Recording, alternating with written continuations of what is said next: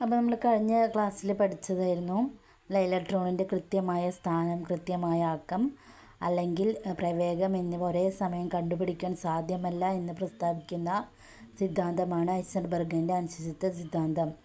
1927 German ഭൗതികശാസ്ത്രജ്ഞനായ Werner ഹെർബൻബർഗ് അനിശ്ചിതത്വ സിദ്ധാന്തം ആവിഷ്കരിച്ചത്.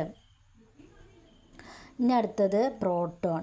നമ്മൾ ആറ്റത്തിൻ്റെ ഓരോ ഘടനയെക്കുറിച്ച് പഠിക്കുകയാണ്. അപ്പോൾ ഇനി അടുത്ത് പറയാനുള്ളതാണ് പ്രോട്ടോൺ. ആറ്റത്തിലെ പോസിറ്റീവ് ചാർജുള്ള കണമാണ് പ്രോട്ടോൺ. ആറ്റത്തിലെ പോസിറ്റീവ് ചാർജുള്ള കണമാണ് പ്രോട്ടോൺ.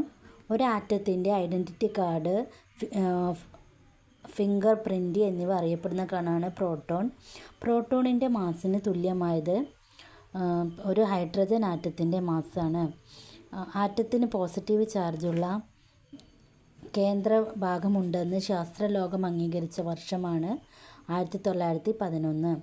പദാർത്ഥങ്ങളിൽ പോസിറ്റീവ് ചാർജ് ഉണ്ടെന്ന് ആധികാരികമായി തെളിയിച്ച ശാസ്ത്രജ്ഞനാണ് ഏണസ്റ്റ് റൂദർഫോർഡ്. ആറ്റത്തിൽ പോസിറ്റീവ് ചാർജിന് കാരണമായ കണങ്ങൾ പ്രോട്ടോൺ ആണെന്ന് കണ്ടെത്തിയത് റൂദർഫോർഡാണ്. പ്രോട്ടോണിൻ്റെ ചാർജ് ഒരു ഇലക്ട്രോണിൻ്റെ ചാർജിന് തുല്യവും വിപരീതവുമാണെന്നും അതിൻ്റെ മാസ് ഒരു ഹൈഡ്രജൻ ആറ്റത്തിൻ്റെ മാസിന് തുല്യമാണെന്നും നിർണ്ണയിച്ചത് റൂദർഫോർഡാണ്. ഇനി അടുത്തത് ന്യൂട്രോൺ. ആറ്റത്തിലെ ന്യൂക്ലിയസിനുള്ളിലെ ചാർജ് ഇല്ലാത്ത കണമാണ് ന്യൂട്രോൺ. ആറ്റത്തിലെ ഭാരം കൂടിയ കണമാണ് ന്യൂട്രോൺ.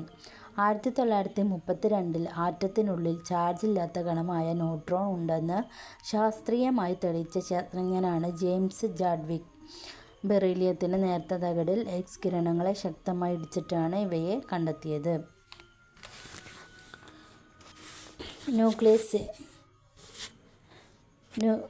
അടുത്തത് ന്യൂക്ലിയസിൽ ന്യൂട്രോൺ ഇല്ലാത്ത മൂലകമാണ് ഹൈഡ്രജൻ. അപ്പോൾ അതുകൊണ്ട് പ്രോട്ടോൺ പോസിറ്റീവാണ്, അതിൻ്റെ ചാർജൊക്കെ ഇത് എഴുതിയിട്ടുള്ളത്. ഇലക്ട്രോൺ നെഗറ്റീവാണ്, ന്യൂട്രോണ് ചാർജില്ല. അപ്പോൾ ഇത്രയാണ് പിന്നെ ആറ്റത്തിൻ്റെ ഘടനയെക്കുറിച്ച് പഠിക്കാനുള്ളത്. ഇനി അടുത്തത് പറയുന്നത് ആറ്റോമിക നമ്പറും മാസ് നമ്പർ എന്താണെന്നുള്ളത്. ആറ്റോമിക നമ്പറും മാസ് നമ്പർ എന്താണെന്നുള്ളതാണ് അടുത്തത്. ഒരാറ്റത്തിലെ പ്രോട്ടോണുകളുടെ എണ്ണം, ഒരാറ്റത്തിലെ ഇലക്ട്രോണുകളുടെ എണ്ണം, അതിനാണ് ആറ്റോമിക നമ്പർ. ഒരാറ്റത്തിലെ ഈ പ്രോട്ടോണുകളുടെ എണ്ണം, ഒരാറ്റത്തിലെ ഇലക്ട്രോണുകളുടെ എണ്ണമാണ് ആറ്റോമിക നമ്പർ. ഒരാറ്റത്തിലെ പ്രോട്ടോണുകളുടെയും ന്യൂട്രോണുകളുടെയും ആകെ തുകയാണ് മാസ് നമ്പർ.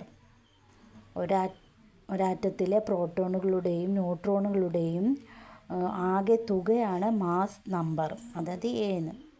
പിന്നെ ന്യൂട്രോണുകളുടെ എണ്ണം മാസ് നമ്പർ മൈനസ് ആറ്റോമിക നമ്പർ. ന്യൂട്രോണിൻ്റെ എണ്ണം കിട്ടണമെങ്കിൽ മാസ് നമ്പർ ആറ്റോമിക നമ്പർ എന്നാണ് എഴുതേണ്ടത്.